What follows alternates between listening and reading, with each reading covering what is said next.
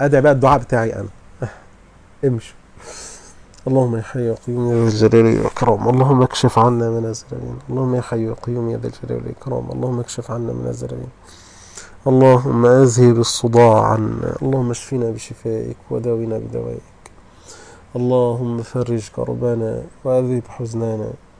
اللهم اذهب كربنا وفرج حزننا. اللهم فرج كربنا واذهب حزننا. اللهم لا تجعلنا ممن يقولون للخلق ولا يخلصون.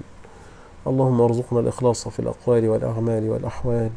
اللهم مقاما في مسجد رسول الله لا أغادره. اللهم ارزقني مقاما في مسجد رسولك. اللهم ارزقني مقاما في مسجد رسولك. اللهم ارزقني مقاما في مسجد رسولك. اللهم أدخلني كل بيت على وجه العالم. اللهم اجعل صوتي بالقرآن والحديث يصل إلى كل فج عميق يسلم عليه أقوام ويتربى عليه آخرون. اللهم أرني رسولك وإبراهيم عليه السلام في رؤيا صالحة الليلة. اللهم أرني رسولك وإبراهيم عليهما السلام في رؤيا صالحة الليلة. اللهم ارزقني تلك الرؤيا الجميلة. اللهم ارزقني تلك الرؤيا الجميلة. اللهم واجعلني مستجاب الدعاء. اللهم اجعلني مستجاب الدعاء. اللهم اجعلني مستجاب الدعاء. اللهم واجعلني مستجاب الدعاء. اللهم اجعلني نعم العبد لك. اللهم اجعلني بين سترك ولطفك. اللهم لا تتركني لغيرك. اللهم لا تقبضني إلا على رأس القراءات العشر الصغرى والكبرى وكتب الحديث 33، وارزقنا كفالة أيتام. اللهم اجعلنا أصحاب أكبر مؤسسة أيتام على ظهر الأرض. اللهم وأنت الكريم الوهاب هب لنا ملكا وحكمة.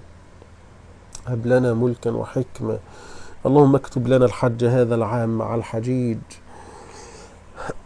اللهم اكتبنا مع الحجيج هذا العام. العام الذي فات اللهم اكتبنا ممن حج فيه. اللهم اكتبنا ممن حج فيه بنياتنا. اللهم اكتبنا ممن حج فيه بنياتنا وارزقنا الحج العام القادم. اللهم ارزقنا الحج العام القادم. اللهم ارزقنا الحج العام القادم. اللهم ارزقنا الحج كل عام وتابع لنا بين العمرات. اللهم وارحم من مات من أحبابنا. اللهم وارحم من مات من أهل القراءات ممن كنا نعرفهم. اللهم ارحمهم رحمة تليق بجلالك وعظيم سلطانك. اللهم اشفني يا رب. اللهم اشفني وعافني ومن أحب. اللهم اشفني وعافني ومن أحب.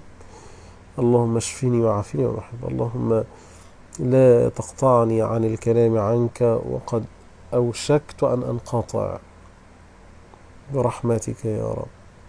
اللهم لا تحرمني الكلام عنك وقد أوشكت أن أنقطع برحمتك يا رب. اللهم أتم علينا نعمة العافية يا رب. نحن أهلنا ومن نحب نعوذ بك من فجاءة البلاء وتحول العافية وجميع السخط. اللهم عافينا ولا تبتلنا واكتب لنا مقاما مع رسول الله. قولوا همسا بألسنتكم. اللهم بارك في عاصم وأعطيه ما يريد وارزقه زوجة صالحة ومقاما في مسجد رسول الله. تلك 4 دعوات. اللهم بارك في عاصم. قولوا اللهم بارك بألسنتكم الآن. اللهم بارك في عاصم أعطيه ما يريد وارزقه زوجة صالحة مقاما في مسجد رسول الله. ادعوهم لي دلوقتي في قيام الليل وفي كل لما تفتكروني. 4 دعوات دول أمانة في رقابكم. ثم قناة اليوتيوب دكتور عاصم إسماعيل. عايز أشوف كل اللي علقوا هناك. يا خسارة على الناس اللي مش بيقولوا موجودين لا هنا ولا هناك. يا ريت هتلاقوا هناك كنوز مستترة. ثم شجعوني أكمل هنا وهناك لأن أنا ربنا هو الأعلى. شكرا لآخر تعليق.